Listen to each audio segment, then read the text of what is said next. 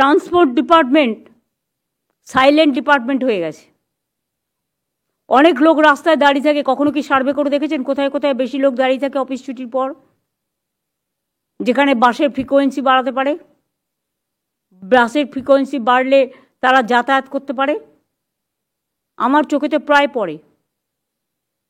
Minister নিজে কখনো visit করেছেন সারপ্রাইজ কলকাতার জায়গাগুলো নিয়ে?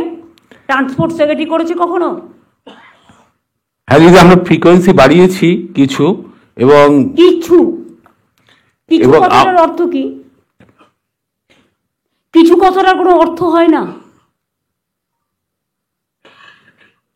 তুমি একটা ট্রান্সপোর্ট মিনিস্টার, তোমাকে মাথায় রাখতে হবে কিছু কথার কোনো উত্তর নেই।